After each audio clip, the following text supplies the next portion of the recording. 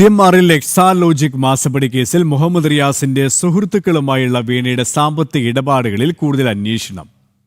വീണയ്ക്ക് കൂടുതൽ കമ്പനികളിൽ പങ്കാളിത്തമുണ്ടോ എന്നും അന്വേഷിക്കുന്നുണ്ട്. മുൻമന്ത്രി മുഹമ്മദ് റിയാസിന്റെ തെരഞ്ഞെടുപ്പ് ചെലവുകളും ഫണ്ടുകളും ഇഡി പരിശോധിക്കുന്നു. പരസ്യ കമ്പനിക്ക് പുറമെ മറ്റ് സ്ഥാപനങ്ങളുടെ പേരിലും പണം കൈമാറ്റം ചെയ്തിട്ടുണ്ടോ എന്നാണ് ഇഡിയുടെ അന്വേഷണം.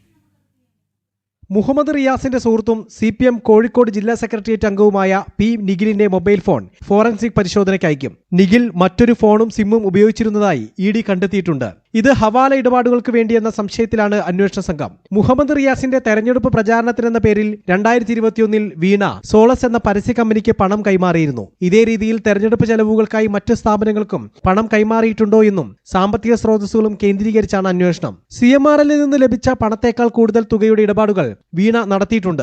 റിയാസിന്റെയും വീണയുടെയും മറ്റ് ചില സുഹൃത്തുക്കളെ കേന്ദ്രീകരിച്ചും ഇഡി അന്വേഷണം നീങ്ങുന്നുണ്ട്. കഴിഞ്ഞ ദിവസം നടന്ന ഇഡി റെയ്ഡിന്റെ തുടർച്ചയായി കേസുമായി ബന്ധപ്പെട്ടവരുടെ അക്കൗണ്ടുകൾ ഇഡി മരവിപ്പിക്കും. പിടിച്ചെടുത്ത ഡിജിറ്റൽ ഡിവൈസുകളുടെ സൈബർ ഫോറൻസിക് പരിശോധനകളും ഉടൻ പൂർത്തിയാകും. മാസപ്പടിക്കൊപ്പം ഹവാല ഇടപാടുകളും പുറത്തുവരുമ്പോൾ വീണയ്ക്ക് കുരുക്കുമുറുകുകയാണ്. ജനം, കൊച്ചി.